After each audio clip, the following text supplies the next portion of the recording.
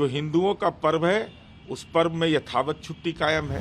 हिंदुओं की भावनाओं को आघात करने वाला जो निर्णय है, इसको भारतीय जनता पार्टी कदापि बर्दाश्त नहीं करेगी।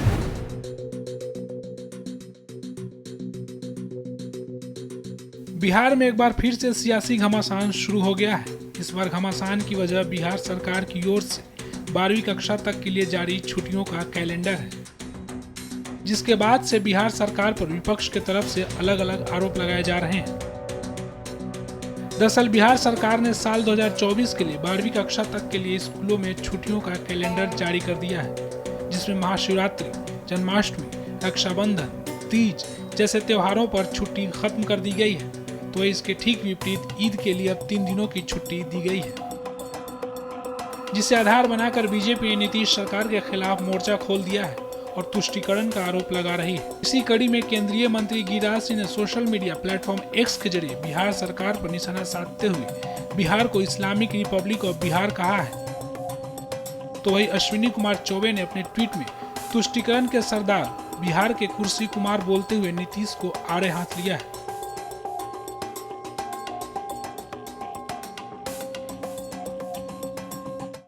उसमें कुछ एक पहलू को छिपाया गया है। शबे बारात की छुट्टी घटाई गई, इसकी कोई चर्चा नहीं है। शिक्षा का अधिकार अधिनियम के तहत 60 दिनों की बाध्यता है। वह 60 दिनों की बाध्यता का अनुपालन पहले भी होता रहा है, आज भी हो रहा है। जो हिंदुओं का पर्व है उस पर्व में यथावत छुट्टी कायम है, उसमें कोई संशोधन नहीं किया गया। रक्षाबंधन की छुट्टी के बारे में मुझे अद्यतन जानकारी नहीं है, लेकिन महाशिवरात्रि से लेकर के कृष्ण जन्माष्टमी से लेकर करके बसंत पंचमी से लेकर करके होली, दशहरा से जितना जानकी नवमी तक सारी छुट्टियां यथावत कायम हैं। अब महत्वपूर्ण विषय है कि जिन छुट्टियों को बढ़ाया गया है, आखिर उसका कारण क्या है। तो इस संबंध में तो शिक्षा विभाग ये स्पष्टीकरण देगा। लेकिन मुसलमान लोग की जो भी है ईद बकरीद सब छुट्टी तो बढ़ा दी गई और बीजेपी से तुष्टीकरण की राजनीति। अब तो शबे बारात किसके लिए है?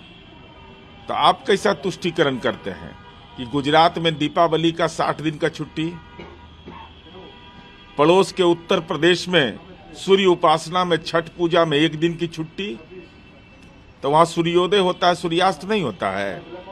इसलिए भारतीय जनता पार्टी को ऐसे मामले में जब राजनीतिक चश्मे से देखने से बेहतर होगा कि शिक्षा विभाग का स्पष्टीकरण देने के बाद मंतव्य दें। नीतीश कुमार की सरकार ने हिंदू विरोधी मानसिकता और हिंदुओं की भावनाओं को आघात करने वाला एक निर्णय लिया है।